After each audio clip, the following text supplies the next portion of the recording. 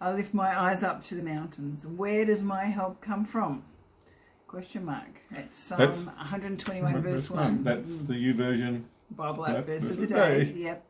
And the answer is verse 2. My help comes from the Lord, the maker of heaven and earth.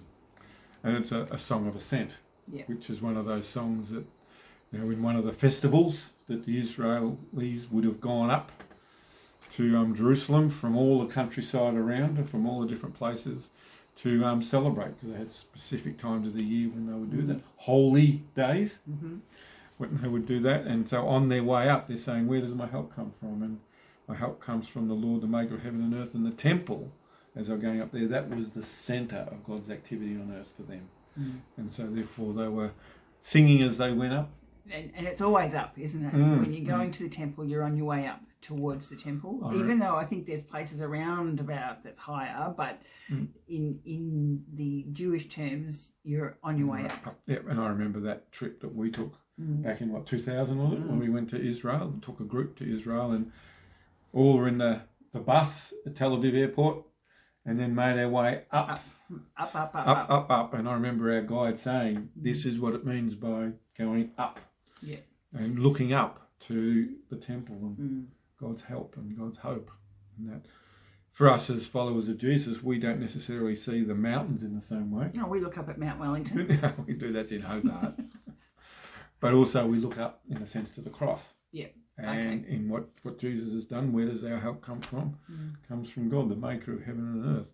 And even that is maybe a controversial statement, in a sense of people thinking the world's created by chance and evolution, to say my help comes from the Lord, the maker of heaven and earth.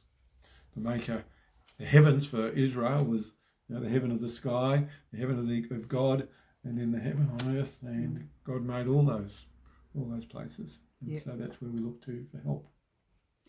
Yeah, and it's interesting, isn't it? Because when you are in a very difficult situation, and this is a fairly universal thing, I think, that when you're struggling, you cry out to God. That seems to be an automatic reaction, even if people say they don't even believe God, but they're all of a sudden praying because they don't know what else to do, and calling out to God for help when you're really, really in dire straits is part of the amazing thing about being human in some ways.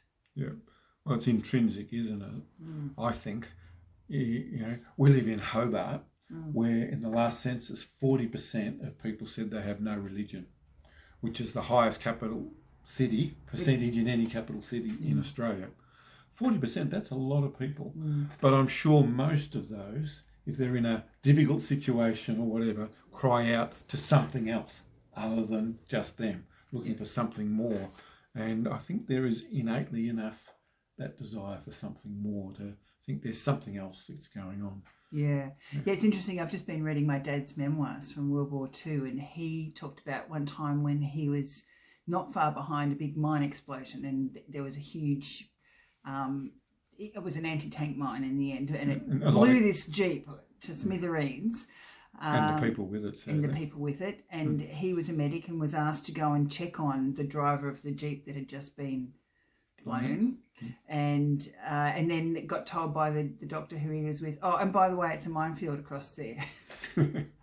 And what he did was he prayed and said, God, please go with me. And then he ran as fast as he could across that minefield. He described himself as an athlete, and then he ran with big, long strides to get there, to determine if the guy had died or not. So that's an interesting case in point that, he, in the whole of this little passage of his memoirs, he didn't explain anything else about his faith in God or anything, although he did. But at that point, he talked about how he prayed. That was quick look after me, please. Wow. And could have died. Could have died, which means I wouldn't be here. Yeah.